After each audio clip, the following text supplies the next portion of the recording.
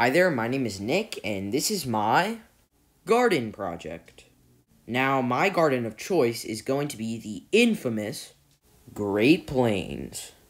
Now, the reason that I chose the Great Plains is not only because I actually live near the Great Plains. I live near Fargo, Minnesota. Well, kind of to the right, I guess, like 90 miles.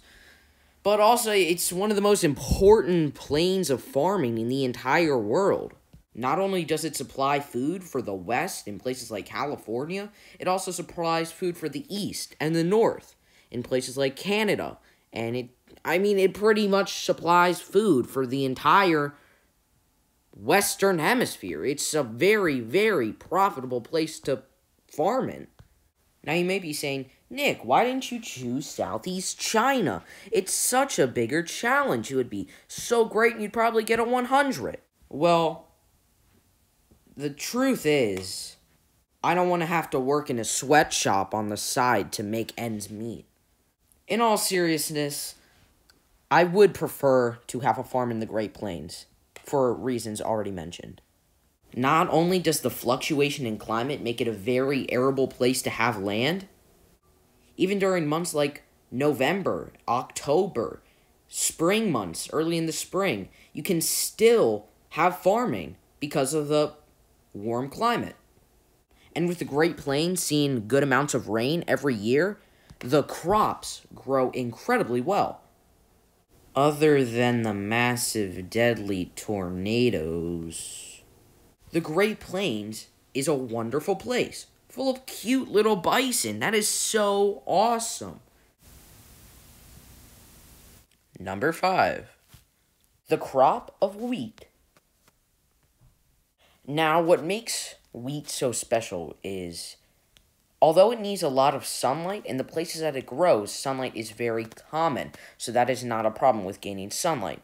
But in the places that it grows as well, it does not need a lot of water, so having the crop die out quickly is never a problem. According to GardenGuides.com, wheat grows best in full sun, but some parts of a field can grow well if partially shaded. Wheat is a grass that uses sun to create growth energy. More sun, as long as the plant's water and temperature requirements are met, generally results in better crop yields. So, to sum up what I said priorly, wheat will not die if it doesn't have a lot of sunlight, but it still does need sunlight to thrive properly. According to Britannica, loam soil, or clay loam soil, is the best soil to grow wheat in. This is good for wheat because wheat requires a lot of nutrients, and clay loam soil is one of the best soils if you want nutrients in the ground. According to Garden Guides again, because wheat is generally a cool season crop, it does not require much water. Wheat needs between 12 and 15 inches of water over a growing season to produce a good crop. And the Great Plains averages 50 inches per year of rainfall, which is much needed for the wheat. Another great reason of why wheat thrives in the Great Plains. Some factors that Farm Talk newspaper recommended are what factors are important to planting of wheat, the basics of picking your planting times, and to ensure the best start for your wheat crop revolves around soil temperature, moisture, timing, depth, and seeding rates. Like I mentioned before, the Great Plains has pretty good heat, so crops can be planted almost any time during autumn, winter, and spring and still thrive. All the hard work that is put into producing wheat pays off when you can enjoy nice breads, muffins, noodles, pasta, biscuits, and cakes. Oh, and cookies. Number 4. The crop of corn. According to Eco Farming Daily, corn does best with warm, sunny growing weather, 75 to 86 degrees.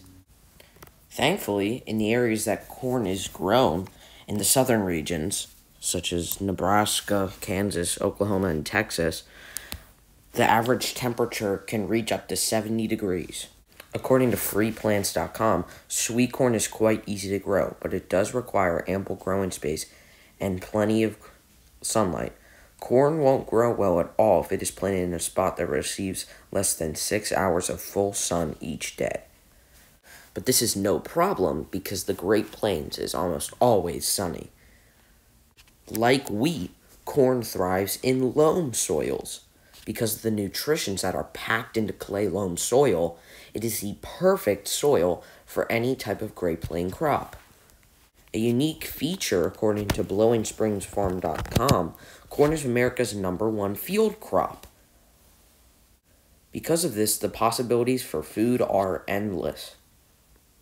Number 3. Soybeans. According to HarvestToTable.com, soybeans grow best in loose, well-drained, soil-rich, organic matter. This soil keeps soybeans plants from dying out. Soybeans need at least 8 hours of direct sun each day, which is more than enough considering how much sun the Great Plains receives. According to KrugerSeed.com, soybeans require approximately 15 to over 25 inches of water per year. But again, this is not a problem. An interesting fact about soybeans that I found on Britannica.com, the seed contains 17% oil and 63% meal, 50% of which is protein. Because soybeans contain no starch, they are a good source of protein for diabetics. Who knows, maybe soybeans is the cure for diabetes. Number 2. The crop of cotton. Conveniently enough, cotton only needs light and growth to thrive.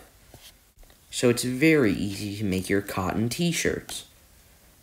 Cotton is an annual plant that requires a long, warm growing season to mature properly. According to cotton.org, sandy loam is the best soil for growing cotton.